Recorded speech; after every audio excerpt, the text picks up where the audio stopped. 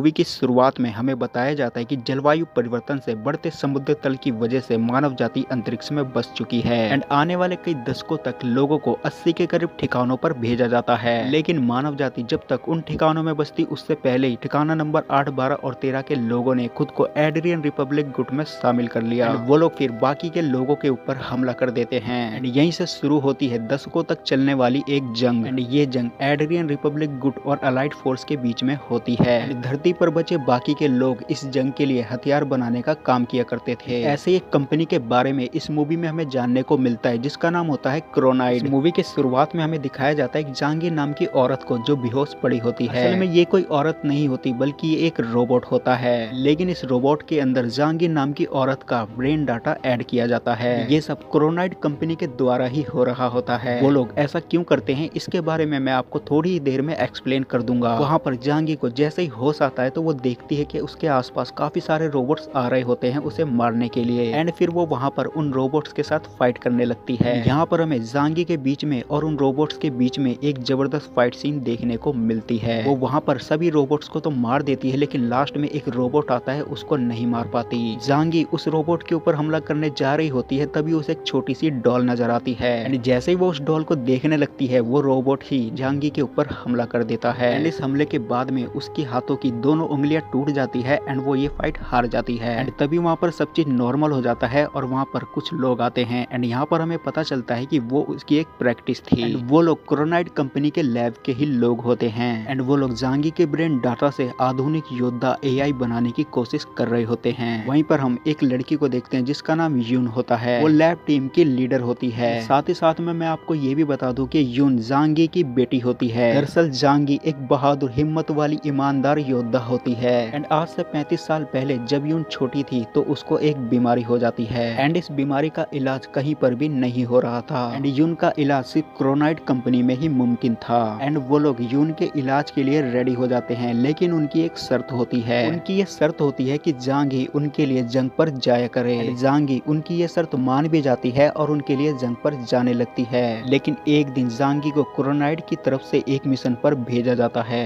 And वहाँ पर Jahangir coma में चली जाती है जिसकी वजह से वो मिशन फेल हो जाता है। क्रोनाइड कंपनी जहांगीर के अच्छे इलाज के लिए जहांगीर की मदर की मंजूरी से जहांगीर का दिमाग डाटा में बदल देते हैं क्योंकि क्रोनाइड कंपनी इसकी मदद से आधुनिक योद्धा एआई तैयार करने का सोचते हैं। नॉर्मल लैंग्वेज में बताऊं तो वो लोग रोबोट बनाना चाहते थे जिनके अंदर ब्रेन डाटा जहांगीर का होगा ताकि वो जहांगीर की तरह ही लड़ सके, प्लानिंग बना सके। जहांगीर की मंजूरी के बाद वो लोग इस प्रोजेक्ट पर काम करने लगते हैं एंड इस प्रोजेक्ट का नाम रखते हैं जहांगीर। एंड प्रेजेंट टाइम पे इन लोगों ने बहुत सारे जहांगीर के क्लाउन रोबोट्स बना रखे होते हैं एंड ये लोग रोज रोज अलग अलग रोबोट्स में जहांगीर का ब्रेन डाटा डालकर दूसरे रोबोट से लड़ाया करते थे क्योंकि ये लोग सिमुलेशन की मदद से जहांगीर के ब्रेन डाटा का लड़ाई का हिस्सा अलग करना चाहते थे क्योंकि ये लोग सबसे आधुनिक लड़ाकू एआई बनाना चाहते थे। ये लोग सिमुलेशन के द्वारा जहांगीर के ब्रेन डाटा का वो लड़ाकू हिस्सा ढूंढ ही नहीं पा रहे थे।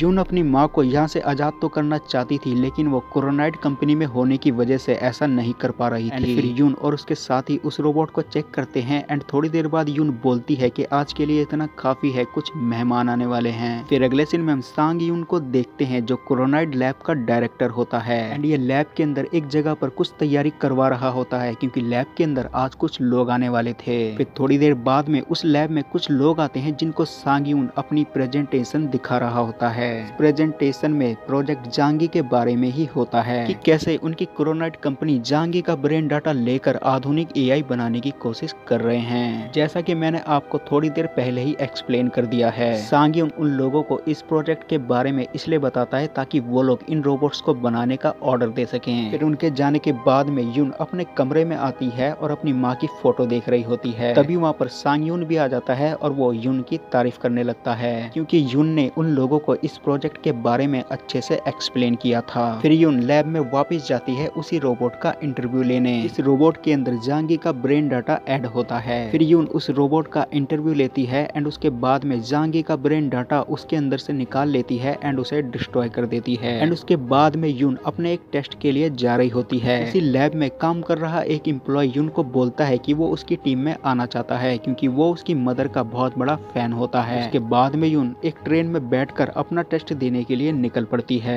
ये टेस्ट क्रोनाइड कंपनी में ही देना होता है ताकि वो लोग ये जान सके कि ये असली यून है, कोई एआई नहीं है। फिर यून जब ट्रेन में बैठी होती है तो वो अपने बचपन को याद करने लगती है, जिसमें उसका ऑपरेशन होने जा रहा होता है एंड उसकी माँ जांगी उससे बोलती है कि मैं एक मिशन पूरा करके तुमसे मिलने जरूर आऊंगी। एंड जाते जाते यून अपनी माँ को एक छोटी सी डॉल दे जाती है एंड वो बोलती है कि वो इस डॉल को संभाल कर रखे। सीन वापस प्रेजेंट में शिफ्ट होता है। यून का टेस्ट लिया जाता है जिसमें उससे कुछ नॉर्मल सवाल किए जाते हैं जिनका जवाब यून आसानी से दे देती है।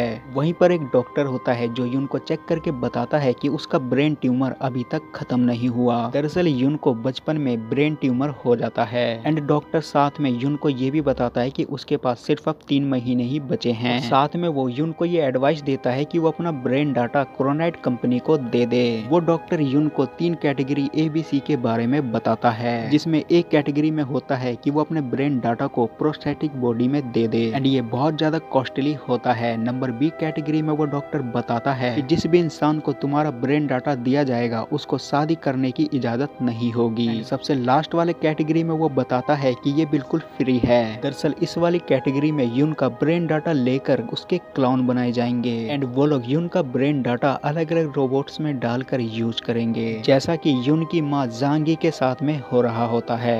फिर यून उसको बोलती है कि मैं सोचकर बताऊंगी, उससे पहले मुझे अपनी माँ से मिलना है। फिर यून अपनी माँ जांगी को देखने जाती है बट वो कोमा में होती है। फिर यून वहाँ से वापस लैब आ जाती है एंड उसके बाद में एक नए रोबोट के अंदर जांगी का ब्रेन डाटा ऐड करके उसको दोबारा से प्रैक्टिस के लिए भेजा जाता है। लेकिन इस बार कंपनी का डायरेक्टर सांग उन अपने एम्प्लॉय को ऑर्डर देता है कि वो लोग उस रोबोट के पैर में गोली मार दें। ये सुनकर यून को थोड़ा सा सैड फील होता है क्योंकि वो था तो एक रोबोट लेकिन उसके अंदर जो दिमाग था वो उसकी मॉम का था, इसलिए गोली लगने के बाद में उसे दर्द तो वैसा ही होता जैसे उसके रियल पैर में लगा हो। फाइनली वो लोग उस रोबोट को गोली मार देते हैं एंड उसके बाद में उस रोबोट को दर्द होने लगता है क्योंकि असल में वो दर्द उसके दिमाग में हो रहा होता है। फिर जांगी के रोबोट के पास में और बहुत सारे रोबोट्स आते हैं जिनसे जांगी फाइट करती है। तभी वो लोग सिमुलेशन में देखते हैं कि जांगी के दिमाग में एक नया हिस्सा एक्टिवेट हो गया है एंड इस हिस्से को सांगुन लड़ाकू AI कोर समझता है। उसके बाद में वो लोग उस हिस्से को येलो करते हैं एंड वहाँ से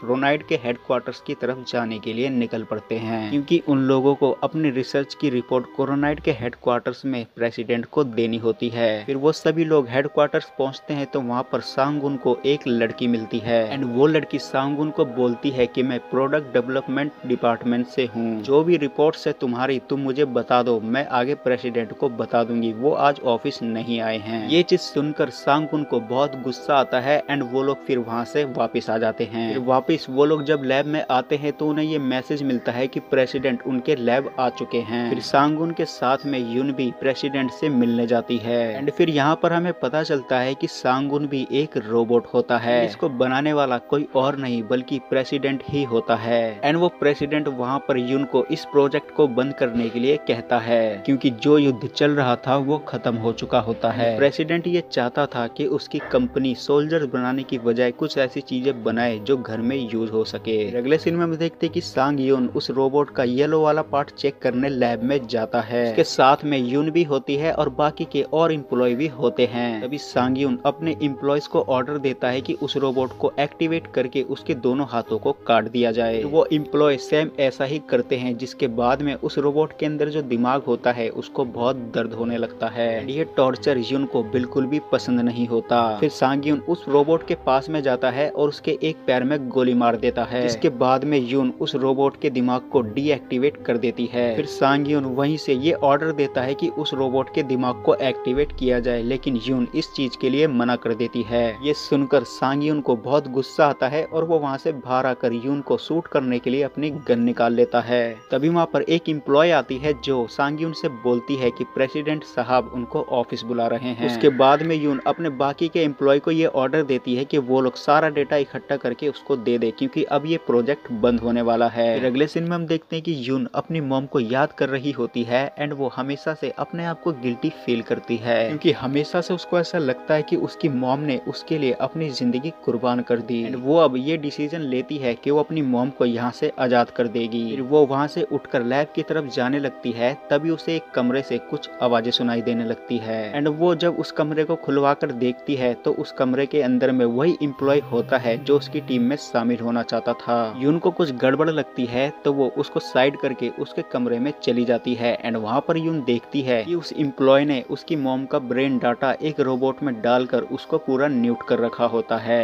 ये चीज देखकर यून को बहुत गुस्सा आता है और वो उसको मारने लगती है। फिर वो एम्प्लॉय यून को बोलता है कि तुम्हारी मॉम ने सी टाइप कैटेगरी में अपना ब्रेन डाटा बेचा था एंड इसके तहत हम उनके ब्रेन डाटा के साथ कुछ भी कर सकते हैं एंड इसीलिए मैंने सोचा कि जब सोल्जर बनाने का प्रोजेक्ट बंद हो रहा है तो क्यों ना इनके ब्रेन डाटा का इस्तेमाल करके कुछ ऐसा प्रोडक्ट बनाया जाए जो लोगों को इंटरटेन कर सके। तो ये सुनकर यून उसको छोड़ देती है और वहाँ से चली जाती है। फिर अगले सीन में हम देखते हैं कि यून वापस लैब में जाती है और उस रोबोट का दर्द का स्तर कम करके उसको एक्टिवेट करती है एंड उस रोबोट से वो बातें करने लगती है क्योंकि उसके अंदर जो दिमाग होता है वो उसकी मॉम का ही होता है। फिर यून जांगी से बोलती है कि दुश्मनों ने तुम्हें बहुत ज्यादा टॉर्चर किया है लेकिन फिलहाल तुम ठीक हो। फिर जांगी यून से पूछती है कि मेरी बेटी का जो ऑपरेशन था क्या उसका ऑपरेशन हो गया है। ये सुनकर यून सैड हो जाती है और वहाँ पर रोने लगती है। फिर अगले सीन में हम देखते हैं कि उस रोबोट को दोबारा से प्रैक्टिस के लिए लेके जा रहे होते हैं। जहाँ पर उस रोबोट की प्रैक्टिस होती है वहाँ पर पहले से ही यून मौजूद होती है एंड यून के हाथ में एक मशीन होती है। फिर बाकी के एम्प्लॉय जब चले जाते हैं तो यून उस मशीन को उस रोबोट के अंदर कनेक्ट करके वो वाला हिस्सा डिलीट मार देती है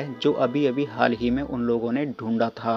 फिर यून उस रोबोट के कान में ये बोलती है कि तुम मेरी बात ध्यान से सुनना, तुम्हें एक जंग में शामिल होने के लिए भेजा जाएगा और वहाँ पर तुम्हें कोमा में भेज दिया जाएगा एंड उसके बाद में फिर तुम्हारे दिमाग का इस्तेमाल करके वो लोग एआई बनाएंगे एंड इसके बाद में फिर उसकी प्रैक्टिस शुरू हो जाती है एंड फिर दोबारा से उस रोबोट की प्रैक्टिस शुरू हो जाती है। फिर से सेम वैसे ही फाइट होती है जैसे कि पहले होती आ रही थी। फाइनली लास्ट वाला रोबोट जांगी के रोबोट के ऊपर हमला करता है जिसके बाद में जांगी वापस से गिर जाती है। फिर सांगियों को ये देखकर ऐसा लगता है कि जांगी के रोबोट के ऊपर गोली लग गई एंड वो गुस्से से यहाँ से चला जाता है। फिर उसे अचानक से कुछ ध्यान आता है और वो वापस से दोबारा लैब में आता है। दूसरी तरफ हम देखते हैं कि दो एम्प्लॉय उस रोबोट को एक्टिवेट करके वापस लैब में ले जा रहे होते हैं। फिर सांगियन उस रोबोट की फाइट फुटेज को दोबारा देखता है। जब वो जूम करके देखता है तो उसे मालूम पड़ता है कि उस रोबोट को तो गोली लगी ही नहीं। फिर सांगियन को सब समझ में आ जाता है कि हर बार फाइट एंड नहीं होती थी बल्कि कर दी जाती थी एंड इसके बाद में फिर वो अपने एम्प्लॉय को इमरजेंसी अलार्म बटन दबाने को बोलता है। दूसरी तरफ हम देखते हैं कि जांगी का रोबोट उन दोनों एम्प्लॉय के ऊपर हमला कर देता है। फिर वो जांगी का रोबोट भागकर एक दूसरे कमरे में जाता है जहाँ पर उसके काफी सारे क्लाउन्स बने होते हैं। उन्हीं क्लाउन्स में जाकर वो छुप जाती है। फिर बाकी के और रोबोट्स उसको ढूंढते हुए उसी कमरे में आ जाते हैं। फिर यहाँ पर जांगी के रोबोट और उन रोबोट के बीच में एक जबरदस्त फाइट सीन देखने को मिलती है। जांगी का रोबोट उन सभी रोबोट्स को मार देता है एंड उसके बाद में कंपनी में और सभी रोबोट्स को एक्टिवेट किया जाने लगता है। जांगी के पास में यून आती है और वो उस रोबोट्स के अंदर से दिमाग निकाल कर एक कंपनी के रोबोट के अंदर दिमाग फिट करके अपने साथ में उस कंपनी से बाहर ले जाती है। फिर वो दोनों एक ट्रेन में बैठकर इस शहर से दूर जाने लगते हैं एंड उसी ट्रेन के डिब्बे में सांगुन भी बैठा होता है एंड फिर उस ट्रेन के डिब्बे में सांगुन और जांगी के रोबोट के बीच में एक जबरदस्त फाइट सीन देखने को मिलती है। थोड़ी देर बाद उस डब्बे के अंदर और भी बहुत सारे रोबोट्स आ जाते हैं। फिर जांगी उन सभी रोबोट को और साथ में सांगुन को वहाँ पर मार देती है, लेकिन इस लड़ाई में यून को बहुत ज्यादा चोटें लग चुकी होती है। फिर यून अपनी मॉम जांगी के रोबोट से बोलती है कि तुम यहाँ से चली जाओ, कुछ ही देर में पुलिस आने वाली है एंड वो जांगी का रोबोट इजीली वहाँ से चली जाती है। वो ऐसा इसलिए क्योंकि यून ने जांगी के दिमाग से माँ बेटी की फीलिंग वाला डाटा डिलीट कर दिया था एंड फाइनली जांगी का रोबोट पूरी तरह आजाद हो जाता है और यून उस ट्रेन हादसे में मारी जाती है एंड यहाँ पर ये मूवी खत्म हो जाती है। तो दोस्तों आज की वीडियो में सिर्फ इतना ही। मैं मिलूंगा आपको नई वीडियो में नए टॉपिक के साथ, तब तक के लिए धन्यवाद।